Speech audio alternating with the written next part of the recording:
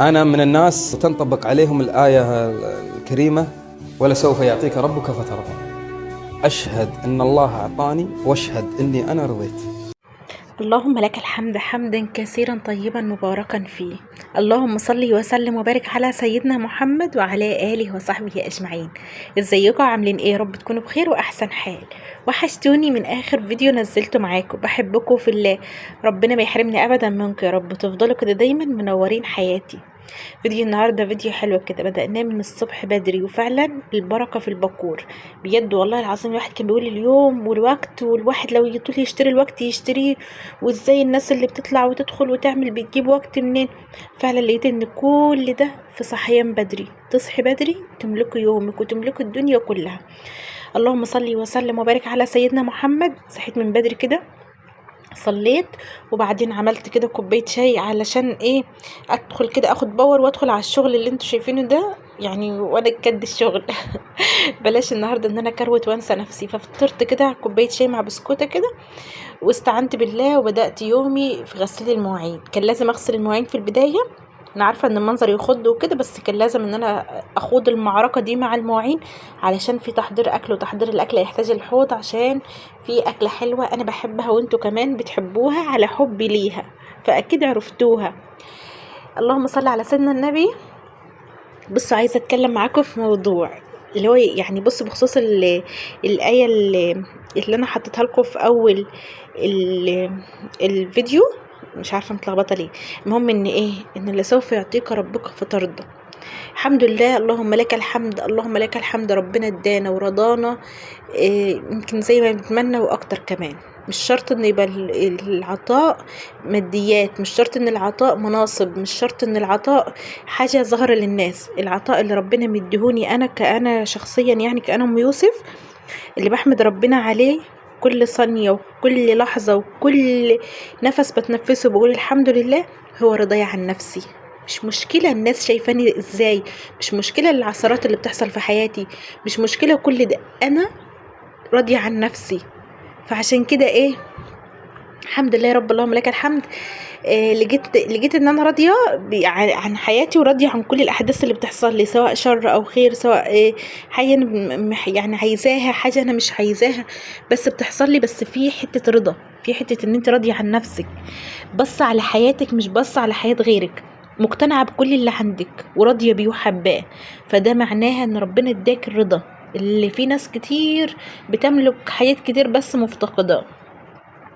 ففي ناس تبص لحياتي مثلا تقول لك ايه، يعني ده مر عليها مشاكل، ده مش عارفه حصل لها ايه، ده حصل لها ايه، ده ذنب بيخلص فيها ده، ولا ده مش عارفه، ده حياتها مش عارفه مالها. لا، ما هم معذورين، ما هم ما عايشينش حته التصالح مع النفس. مش مشكله الناس شايفه ايه، مش مشكله الناس بصلي بانهي يعني بانهي منظور، بصل حياتي من انهي منظور. ان مثلا المشاكل اللي بتحصل دي تخلص ذنوب والكلام ده، ولا مثلا تستاهل، ولا لا، مش مشكله. انا مش حواري ان انتوا تبصوا لي من المنظور ده. انا كشخصيتي، انا اللي هو اللي عايشه المواقف دي وعايشه الاحداث والاجواء دي، متصالحه مع نفسي وراضيه عن نفسي لابعد الحدود. فبالتالي حمد ربنا على اللي بيحصل، خير شر حمد ربنا عليه، وراضيه بكل حاجه ربنا ادهاني. وحتى الحاجه اللي مش كويسه، اللي انا كبشر يعني نفسيتي بتقولي دي مش كويسه، لكن هي ممكن عند ربنا دي حاجه حلوه. ربنا اداكي ابتلاء ده عشان يشيل عنك ابتلاء اكبر، ربنا اداكي الحاجه ده اختبار ليكي عشان يختبرك. فانا شايفاها يعني الحمد لله، اللهم لك الحمد. كل شيء يحصل لي هو رضا من ربنا عليا، حتى لو الحاجة اللي بتحصل لي دي حاجة يعني البعض يشوفها عذاب، بتتعذب، بيحصل، بيسوي، بيعمل. بصوا، انا راضيه مع نفسي وراضيه بربنا اداهولي، وشايفاه نعمه من نعم ربنا وفضل من افضال الله عليا. الحمد لله يا رب، اللهم لك الحمد. فعشان كده انا كل لحظه وكل ثانيه بتمر عليا بردد في دماغي وفي بالي وفي ذهني كده، ولسوف يعطيك ربك فترضى. فانا وصلت لمرحله الرضا، الرضا ده اعظم كنز. الرضا ده اللي هو بصي، لو ابنك جالك كلمة حلوة بتحس ان انت ملكت الدنيا وما فيها. لو جيتي على اخر اليوم يومك اتستر وعدى على خير وعملتي اكلك وجوتك ويومك عدى وولادك حواليك وزوجك وكده، فبتحمدي ربنا ولا سوف يعطيك ربك فترضى. فربنا اداني الستر واداني الولاد واداني الزوج واداني البيت اللي يقويني واداني الصحة اللي تخليني اخدمهم واكلهم واشربهم، فانا كده رضيت. انا ربنا اداني لحد ما رضيت الحمد لله. كل يوم طموحاتنا بتتجدد، كل يوم احلامنا بتزيد، كل يوم ربنا بيزيد عطاؤه لينا. فبصوا في كل الحالات وفي كل الاوقات ومختلف مستوياتنا ومختلف احداث حياتنا، كلنا في نعم، كلنا في نعم. الحمد لله، اللهم لك الحمد يا رب، اللهم لك الحمد. اللهم صل وسلم وبارك على سيدنا محمد وعلى آله وصحبه أجمعين. صلوا كده على سيدنا الحبيب المصطفى، ولايك للفيديو لو تكرمتم، لو الفيديو عجبكم، لو ما عجبكوش حطوا ديسلايك. المهم كده خلصت كومة المواعين كلها، خلصتها ومسحت البوتياز ومسحت الرخام وروقت الدنيا حواليا. يعني باجي معايا ايه، اللهم صل وسلم وبارك على سيدنا محمد، اشغل كده بخور. انا بحب اشغل بخور بشكل يومي في بيتي. في ناس قالت لي يوسف ده غلط على الرئه وكده، بس احنا مكان مفتوح مش مكان مقفول، فالدخانه هتاثر علينا وكده. لا، ده مكان مفتوح ما شاء الله، الشقه كبيره وكمان الشباك وشباك في المطبخ والشفاط شغال. بس بجد والله العظيم البخور مع القرآن مع النظافة بتاعت البيت بتهيئك نفسيا ان انت تستقبل اي حاجة واي حدث واي حاجة تحصل في يومك بتستقبليها كده يعني بصوا بهدوء نفسي. بجد بتفرق كتير. انا واحدة من الناس اللي الحياة دي فعلا بتفرق معايا، يعني الروحانيات دي بتاعت اجواء النظافة والبخور والقرآن بتفرق في يومي. المهم كده شغلت البخور الحمد لله، والقرآن كان شغال. كنت مشغلة يوميا سورة البقرة بشكل يومي تشتغل عندي الحمد لله، اللهم لك الحمد. انا حافظة اجزاء كتير من سورة البقرة، يعني احزاب او كده يعني، فحافظة منها كتير، يعني اكاد اكون حافظاها عن ظهر قلب. بس ممكن ايه اللي هو انا برددها، يعني بصوا يعني مع القارئ، بس انا حافظاها فبرددها معاه تمام. في بعض الآيات اللي هي ممكن ايه بتلخبط فيها، فاللي هو لكن لو في قارئ بيقرأ برددها معاه بطلاقة. لكن لو انا هسمعها لنفسي من غير ما تكون شغالة ممكن اتلخبط في بعض الآيات. لكن في آيات طبعا وحاجات زي كده لا محفوظة محفورة في القلب مش محفوظة كمان. المهم كده اللهم صل على سيدنا الحبيب المصطفى. كان عندي هنا شويه بطاطا ليهم كذا يوم، اقسم بالله ما عارفه يمكن ليهم اكتر من اسبوع ومحطوطين في المطبخ. وريدي تقول يا ماما عايزه اكل بطاطا، اعمل لنا بطاطا. طب اعمل لك فين؟ الفرن عندي الانبوبه خلصانه تمام، واحنا البوتاجاز بتاعنا بلت ان ما فيهوش فرن، والفرن والبوتاجاز اللي تحت عند عمتي برضو لسه ما ركبتلوش انبوبه. فيا رودي مثلا بتقولي ماما انت بنعملهم في الفرن اللي تحت اللي هي الفرن البلدي، فبقولها لسه هنحمي الفرن ونولع وترابه ودخانه وبتاع ده عشان الكام واحده دول ما يستاهلوش. فانا اعملها لهم النهارده بطاطا مشويه بطريقه حلوه على البوتاجاز، يعني من غير فرن ولا اي حاجه من دي. غسلتهم كده حلو وهحط لهم ميه كمان يتنجوا، عشان برضو لو في حاجه فوتت مني كده في الغسيل تبوش معايا الطينه وكده او ترابه او حاجه زي كده تبوش وتنزل. نيجي بقى للاكله الحلوه اللي احنا عملنا كل ده عشانها النهارده زي ما شفتوا كده، واكيد انتوا اصلا خمنتوا من قبل ما انا اتكلم. عندنا سمك النهارده غدوه كده، يعني ايه مش كميه كبيره ولا حاجه، احنا هنعمل غدا بس، لان انا اكتشفت خلاص ان السمك يعني ولادي بالنسبه لهم، ولادي وابو يوسف الاكل عندهم السمك هي طجه واحده، يعني ايه يعني اللي هو غدا. عملت مثلا في وقت اللي هو العصر كده اللي هو خلاص عشاء، يعني ما ينفعش ان ياكلوا السمك مرتين في اليوم، فهي اكله واحده بس. فمين اللي بيتدبس في السمك يعني لو اتبقى منه اليوم او لتاني يوم؟ انا يعني ما عنديش اعتراض عليه، بس بيفضلوا هو السمك ده لسه ما خلص، هي الريحه دي مش عارفه ايه الكلام ده كله. فانا قلت له يوسف لا هات لنا مثلا ايه 2 كيلو او حاجه زي كده اللي هو على الغدا، يعني احنا وعمتي والولاد وكده يدوبك الغدا بتاعنا. فبالفعل كده يجيب لي كميه يدوبك على الغدا. بدات ان انا اغسل الفرشه اللي عندي دي اتبرت، يعني كل الشعيرات بتاعتها كده دي اتبرت خالص كده، وبس عملت بيها عشان انا لما بغسل السمك بايديا بتشوك وبتبهدل ايديا بتتبهدل، فمشيت حالي بيها كده لحد ان شاء الله ما اجيب الفرش دي. انا كان هم اصلا 3 تمام، فمش عارفه راحوا فين، بس دي دايما بستعملها. فكده خلاص الشعيرات بتاعتها اتبرد كده وما بيجيش فيها اي ملامح ان هي تبقى فرشه. المهم ان انا غسلت كده على قد ما قدرت. وطبعا الليمون عامل مهم في تنظيف السمك، يعني حتى لو انت في الغسيل كده كروت الدنيا كده معاكي، مجرد ما تنجعي السمك في ليمون بينزل كل اللي فيه، بتنزلي منه ميه كده، يعني بصوا سوري في اللفظ كده، بتبقى نازله منه ميه سودا، يعني اللي هو بص بتنضف لك السمكه من كل حته، بتخليها لك بيضه كده وبتشف وبترف وريحتها حلوه.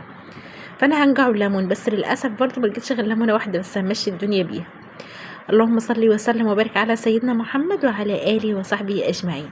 موضوع مش متعب ولا مرهق، تنظيف بيتك والترويج وغسيل المواعين وتحضير أكل والكلام ده، يعني مش هتعملي حاجة وتأجلي حاجة، لا دخلتي على الشغل اشتغلي كله ورا بعضيه، علشان مثلا بعد ما تخلصي تحضير أكل تاخدي شاور كده وتغيري هدومك وتصلي الظهر وتقرأي مثلا صفحة أو صفحتين من القرآن. مش عايزين نهجر المصحف، عايزين نقرأ ولو حتى صفحة واحدة يوميا، عشان ايه يكون شفيع لينا ان شاء الله باذن الله تعالى. كل ايه بنقراها وكل حرف بنقراه في القران الكريم بيكون شفيع لينا، مش عايزين كمان زي ما قلت لكم ان احنا نهجر المصحف. المهم كده حبيبي، اللهم صل على سيدنا الحبيب المصطفى. ربنا يصلح حالنا وحالكم يا رب، ويهدينا لما يحب ويرضى، ويا رب يا رب ينولنا كل اللي في بالنا وكل اللي في خاطرنا، ويحقق لنا كل حاجه بنتمناها. الترويجه الحلوه دي، ما هي اكله السمك دي بتحتاج ترويجه كده دايما مني. انا كنت شايله السجاد كله، كنت غسلاه، فلمحت الارض، ده طبعا بعيد عن الكاميرا، لمحت الارض وعقمتها ونضفتها كده بمعطر وظبطت الدنيا كلها وفرشت تمام. وكمان ايه، اللهم صل على سيدنا النبي، بصوا المطبخ بيشف وبيرف بيلمع. فرشت هنا كمان الفرش ده، احساس انك تبقى غاسله الفرش وفرشاه، يعني سحباه كده من على الحبل كده متشمس وريحته حلوه كده ومفروش مع مطبخ نظيف، احلى احساس في الدنيا لاي ست ما شاء الله. بصوا كمان انا هنا صفيت شلت اسفل المواعين اللي كانت صفياها، شلتها كلها وفضيت المكان. مش باجي هنا معايا بس غير ايه، غير البطاطا الحلوه دي هنعملها ان شاء الله دلوقتي، والسمك كمان شطفته مره واثنين وثلاثه وتبلته تمام. انا ما بحبش احط تتبيله كتير في السمك، هو يا دوبك توم وليمون وخل وكمون طبعا والملح، فتبلته كده ما شاء الله. شايفين نضيف ازاي وحلو، وتبارك الله البخور معبي المكان بره وجوه، الصاله كلها بخور، البيت كله ما شاء الله تبارك الله، ريحته يعني بتحكي عن نفسها ما شاء الله. اللهم بارك يا رب، اللهم بارك. بصوا المنظر هنا، بسم الله ما شاء الله تبارك الله. بس كده ايه، انا طبعا مشغله السماعه على القران الكريم، بس قفلت الصوت عشان التسجيل.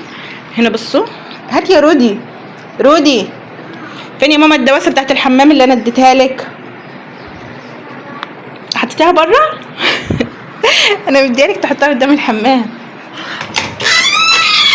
لا شاطره يا رودي ساعدتني هنا، وضبت المكان هنا، وبص رصت الشباشب عزكم الله ازاي، وحطت لي دواسه الحمام هنا. لا خالص دي مش هتنفع هنا تماما، يعني استحاله ان هي تنفع هنا، ده يوم والتاني هتلاقيها ضاعت خالص. اللهم صل على سيدنا النبي. خلاص المجشه دي خلصت مهمتها، طلعها بره.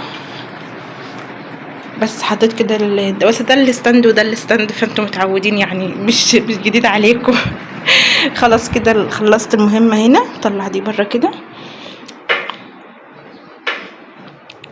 بس كده اهو. اقفل الباب طبعا عشان القطط، لان شم ريحه سمك فعزمه نفسها عندنا. وندخل بقى نكمل ايه تحضير الاكل بتاعنا النهارده.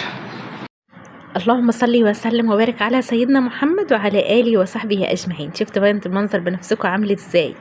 اهو ده فوائد الصحيان بدري. بصوا هبدا ان انا اعمل البطاطا واتركها اشويها من غير فرن على عين البوتاجاز. حطيت كده ورق يكون نظيف، اهم حاجه ورق يكون نظيف. في الحله غطيت كده في الحله من تحت وعلى الجوانب، وهبدا ان انا البطاطا اللي هي كبيره هقطعها كده نصين، وهبدا اديها كام فتحه كده بالسكينه. البخور شغال على فكره، انا كل ما يهدى كده او يطفي يعني اللي هو ايه احط رشه بخور تاني. فما شاء الله انا منضفه سمك، بس في البيت كله مفيش غير ريحه البخور، يعني اللي داخل من بره ما يعرفش ان انا عامله سمك. اللهم صل على سيدنا النبي. هعمل البطاطا كلها كده واحطها بمعلقه، لا معلقه ايه، بكوبايه ميه، نص كوبايه ميه يعني، او كوبايه ميه اللي هي الكوبايه 50 دي بتاعت الشاي. تمام. هبدأ ان انا احط كده ويستوي على البخار ويطلع معايا زي البطاطا المشوية كأنها في الفرن بالظبط. اللهم صل على سيدنا النبي. ايه رايكم في الاختراع؟ طبعا مش حاجه جديده يعني ولا اول مره نعملها، بس انا بقول لكم دي فكره حلوه لما يكون زي حالاتي كده ما عندكيش انبوبه او ما عندكيش فرن. حطيت كده، غطيته كمان بورق وتاكدت ان انا كده كاتمه البخار كله، حطيت له شويه ميه وغطيت عليه وسبته كده مع نفسه. نيجي هنا للسمك، عشان نعمل السمك بطريقه حلوه كده وما نتورش الدقيق في كل حته. اعتمد الطريقه دي على طول، انتوا شاطرين واشطر مني كمان، بس هي بنذكر بعض بيها. اعتمدي الطريقه دي، ان انت تجيبي الكيسه كده تحطي فيها شويه دقيق، تحطي البهارات اللي انت عايزه تبهري، عايزه تحطي معلقه نشا عشان يطلع معاكي السمك كريسبي كده، عايزه تحطي انا بحط كركم وكمون كزبره شطه مع الدقيق. لو عندي نشا كنت حطيت على فكره، بس انا ما كانش عندي. المهم ان انا بحب دايما ان الكفر بتاع السمك اللي من بره ده يبقى متطعم، مش مجرد دقيق وخلاص. انا كنت السمك متبلاه، بصوا كده خليت الكيس فيه شويه هوا عشان اجلب الدقيق كده وكل البهارات تدخل في بعضيها ويبقى معايا الدقيق متبهر. ولع كده النار، احط طاستي على البوتاجاز يعني على ان دي، وابدا احط الزيت عشان يسخن معايا. انزل السمك في زيت سخن، لو نزلته وحطيته في زيت بارد هيشرب الزيت مني، هيبقى السمك كده ايه كله زيت. وابدا ان انا اتبل السمك بالدقيق في الكيسه وانفضه كمان جوه الكيسه، فبالتالي لا البوتاجاز معايا يتبهدل ولا الرخامه. يبقى كده شغلك على نظافه. يعني احنا لما بنستهتر كده ونعمل الشغل بسرعه وننطور هنا ونوجع هنا والكلام ده، بعد ما نخلص تحضير الاكل اللي ورانا بصوا مدعكه. يعني تبقى خلصت من وقفه المطبخ وتحضير الاكل وبعدين تدخلي في غسيل مواعين وغسيل بوتاجاز ومش عارفه ايه. لكن لو اشتغلنا منظمين كده هنخلص الاكل واحنا الدنيا متروجه حوالينا، فكده خلاص اخرك بس ان انت بعد الاكل تغسلي الكام طبق اللي اكلتوا فيهم وخلاص، على كده شكرا كده خلصتي. جبت السيرفيس كده وحطيت فيه مناديل مطبخ عشان اطلع السمك بعد ما يتحمر. وهنا جبت حله عشان اعمل ايه طبق رز صياديه. هعمل طبق واحد رز الصياديه متعلق بالسمك، يعني في سمك هياكلوا رز، في رز هياكلوا سمك، انا عندي كده. فاللي هو مش هعمل كتير لان انا قلت لكم ان السمك يا دوبك ايه غدوه، فهعمل طبق واحد بس من الرز الصياديه. بدات ان انا اقطع البصلايه واشغل عليها النار مع شويه زيت واحمرها. طبعا انتوا شاطرين وعارفين طريقته وخطواتي يعني، بس الفكره ان انا ايه ايوه شاطرين. انا بديكم فكره بس للغدا النهارده، لان اكيد زيك زيي محتاره النهارده بتقولي هاغديهم ايه هاكلهم ايه. وكالعاده يعني لو حبيتي تاخدي رايهم الولاد وباباهم وتقول لهم هتاكلوا ايه النهارده هيقولك اي حاجه، فده الرد المعتاد بتاعهم. فانا بديكي فكره وانا باخد فكره من غيري وهكذا يعني، والدنيا ماشيه بكده. اللهم صل وسلم وبارك على سيدنا محمد وعلى اله وصحبه اجمعين. ليا عندكم طلب، واتمنى كده ان انتوا تفتكروني وتفتكروا الطلب ده. طلب مني يعني من اختكم كده اللي انتوا بتحبوها، ان انتوا في اي وقت تفتكروني فيه. مش شرط في ان انتوا تكونوا بتصلوا، لا في اي وقت الدعاء مفتوح، ملوش وقت محدد ولا ساعة معينة. هو في اوقات بتبقى مستحب فيها الدعاء، لكن الدعاء مفتوح لان ربنا جل في علاه موجود دايما. فالمهم ايه، ادعوا لي ان ربنا يكتب لي عمره قريب، ربنا يكتب لي زيارة بيته الحرام، ربنا يكتب لي زيارة قبر الرسول عليه افضل الصلاة والسلام قريب يا رب، لاني بحس ان هي شفائي من كل حاجة انا مريت بيها، وكل شيء حصل في حياتي هي شفائي في عمره.